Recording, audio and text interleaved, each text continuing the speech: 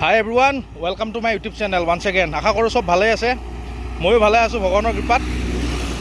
গতিকে আজি চাইকেল লৈ ওলালোঁ। বাইক চলাব একদম মন নাই না মানে।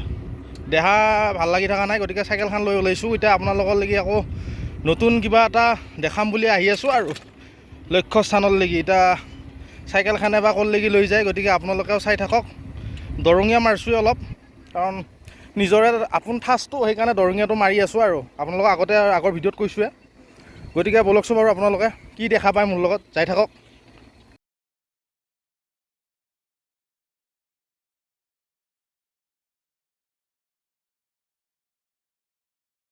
মই এতিয়া আহি পাইছোঁ দৰং জিলাৰ কমাৰপাৰা গাঁৱত, আৰু আপোনালোকক দেখুৱাবলৈ লৈ আহিছোঁ পুতলা নাট, মানে পুতলা থিয়েটাৰ দেখুৱাবলৈ আহিছোঁ। মানুহ থিয়েটাৰটো দেখাই পাইছে আপোনালোকে, গতিকে এবাৰ পুতলাৰে থিয়েটাৰ চাওকচোন বাৰু অলপ কিনো কয়, কিনো দেখুৱাই।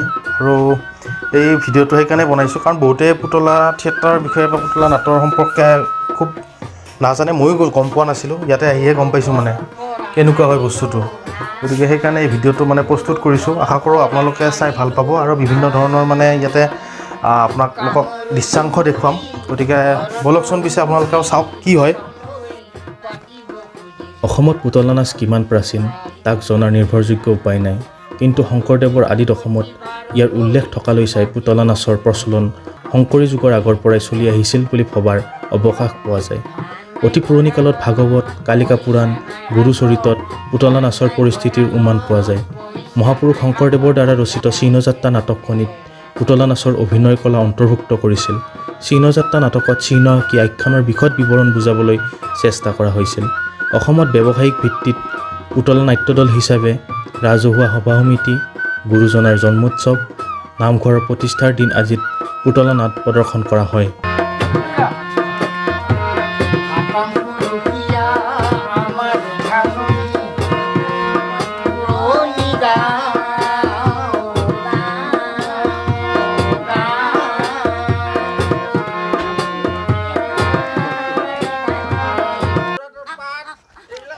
এতিয়া মই আহিছোঁ যিবোৰ পুতলা আপোনালোকে দেখা পাই আছে, সেই পুতলাৰ প্ৰস্তুত প্ৰণালীৰ সম্পৰ্কে আপোনালোকক জনাবলৈ। পুতলাৰ নিৰ্মাণ বিজ্ঞান জগতৰ লগত খাপ খোৱাকৈ দৈনিক কল কাৰখানাত গঢ় লৈ উঠিছে। সাধাৰণতে কাঠ বা কুহিলা, কাপোৰ, কলথৰুৱা আদিৰে এফুট বা 1.5 ফুটকৈ সাজি বিভিন্ন ৰঙৰ কাগজ, কাপোৰ আদি মেৰিয়াই ৰঙৰ প্ৰলেপ সানি সজাই পৰাই অভিনয়ৰ বাবে প্ৰস্তুত কৰি তোলা হয়। মানুহ নাইবা দেৱতা, জন্তু আদিৰ আকৃতিৰ সাজ সজ্জা কৰি বাস্তৱ ৰূপ দিয়াৰ পিছতে সূত্ৰধাৰে ক'লা সূতাৰ দ্বাৰা অৰ্থপূৰ্ণভাৱে সঞ্চালন কৰি জীৱন্ত ৰূপত পৰিচালনা কৰে। আজিৰ দিনত পুতলা প্ৰস্তুত কৰা পদ্ধতি উন্নত হৈছে, যেনে প্লাষ্টিক, চেলুলয়ড, টিন, লো আদিৰেও পুতলা তৈয়াৰ কৰা হয়। বিশেষকৈ ধৰ্মীয় আখ্যানৰ ওপৰত ইয়াৰ কাহিনীসমূহক সজোৱা হয়। ৰামায়ণৰ কাহিনীকেই বেছিকৈ পুতলা নাচত ব্যৱহাৰ কৰা পৰিলক্ষিত হয়।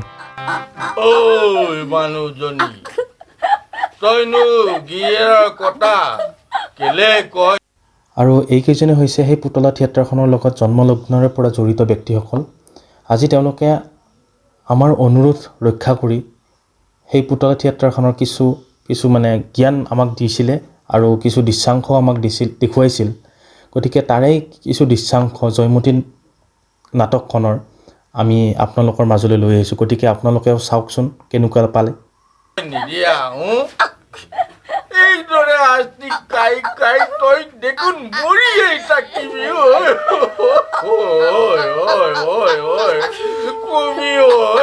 কবি না, তই দেখোন মৰিয়ে থাকিবি।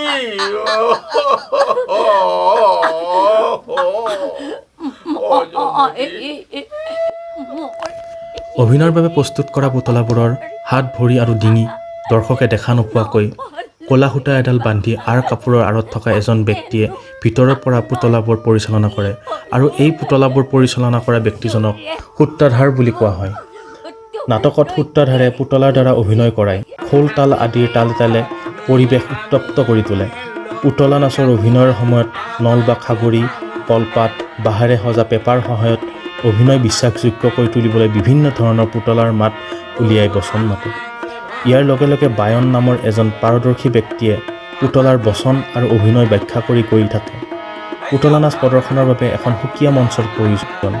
দৰ্শক আৰু মঞ্চৰ মাজত ঠাইখিনিত গায়ন বায়নৰ দলটি থাকে। সম্পূৰ্ণ দলটিত মুঠ 6-7জনমান লোক থাকে। গায়ন বায়নৰ গীতৰ মাজেদি অভিনয়ৰ কাহিনীভাগে বিকাশ লাভ কৰে। পুতলাই বায়নৰ লগত কথা পাতি ৰাইজক হহুৱায়। এই নাচত নৱৰস থাকে। গায়ন বায়নৰ দলটিৰ কাষতে থকা মঞ্চৰ আঁৰ কাপোৰবোৰৰ সিপাৰেদি পুতলাবোৰৰ প্ৰৱেশ আৰু প্ৰস্থান দেখুওৱা হয়। সূত্ৰধাৰসকলে পুতলাৰ সহায়ত ধৰ্মীয় আখ্যানৰ পৰা আৰম্ভ কৰি আন বিভিন্ন আখ্যান ব্যাখ্যা আৰু অভিনয় কৰি দেখুৱায়।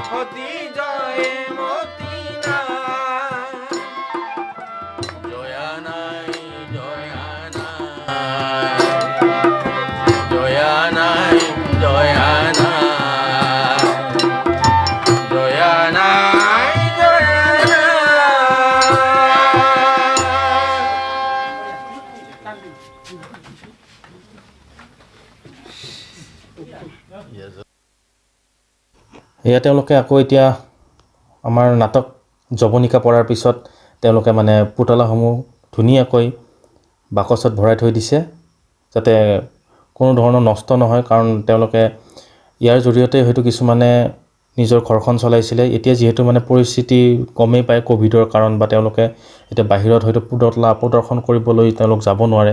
সেইকাৰণে তেওঁলোকে আকৌ এতিয়া মানে এই পুতলাসমূহ ধুনীয়াকৈ বাকচত ভৰাই থৈ দিছে।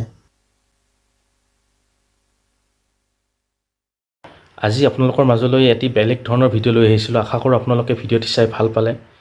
ময়ো গম পোৱা নাছিলোঁ কিছুমান পুতলা নাচ সম্পৰ্কীয় তথ্য ময়ো গম পোৱা নাছিলোঁ, তেওঁলোকৰ জৰিয়তেই গম পালোঁ। সৰুতে এবাৰ চাই পাইছিলোঁ পুতলা থিয়েটাৰ, তেতিয়া ক্লাছ 3-4 মানত আছিলে চাগে, তেতিয়া পাহৰিলোঁ কিমানত আছিলোঁ, তথাপি এবাৰ চাই পাইছোঁ। এতিয়া হয়তো বহুতেই বৰ্তমান যিখিনি নৱপ্ৰজন্ম আছে, বৰ্তমান জেনেৰেশ্যনৰ বহুতেই হয়তো পুতলা নাচৰ বিষয়ে নাজানে বা চাই পোৱাই নাই। গতিকে আশা কৰোঁ এই ভিডিঅ'টিৰ জৰিয়তে তেওঁলোকে উপকৃত হ'ব। গতিকে সেইকাৰণে এই ভিডিঅ'টো মানে মই প্ৰস্তুত কৰিছোঁ। আৰু এই ভিডিঅ'টো প্ৰস্তুত কৰাত মানে মোক সহায় কৰিছিলে মোৰ দাদা নিপু কাকতি, তেওঁকো মই ধন্যবাদ জনাইছোঁ। আৰু এইবিলাক আমাৰ মানে নিজৰেই বস্তু পুতলা নাচ। গতিকে তেওঁলোকে মই এই ভিডিঅ'টোৰ জৰিয়তে বৰ্তমান আমাৰ অসমত পুতলা নাচ দেখুওৱা দল বা পুতলা থিয়েটাৰৰ আপোনাৰ যিবিলাক দল আছে, তেওঁলোক হয়তো এতিয়া প্ৰায় বিলুপ্তিৰ পথত, মানে খুব কম সংখ্যক ঠাইতহে চাগে অসমৰ পুতলা নাচ প্ৰদৰ্শন কৰা দল বা থিয়েটাৰ তেনেকুৱা আছে। গতিকে ইয়াৰ ৰক্ষণাবেক্ষণ দিয়াৰ দায়িত্ব চৰকাৰৰ লগতে আমাৰো আছে। গতিকে সেইকাৰণে এই ভিডিঅ'টো বনালোঁ। গতিকে আপোনালোকেও মতামত দিব এই ভিডিঅ'টো চাই, আপোনালোকে কি কৰা উচিত, মানে কেনেকুৱা কি পদক্ষেপ লোৱা উচিত। গতিকে সেইকাৰণে এই ভিডিঅ'টো আপোনালোকৰ মাজলৈ লৈ আহিছোঁ, যাতে আপোনালোকেও কিছু গম পাওক। আমাৰ যিখিনি নতুন প্ৰজন্ম আছে তেওঁলোকৰ কাৰণেও এই বস্তুটো আনিছোঁ, কাৰণ বহুতেই নাজানে যে পুতলা নাচনো কেনেকুৱা হয় বা কি হয়। গতিকে সেইকাৰণে এই ভিডিঅ'টো বনালোঁ। আশা কৰোঁ আপোনালোকে ভিডিঅ'টো চাই ভাল পালে।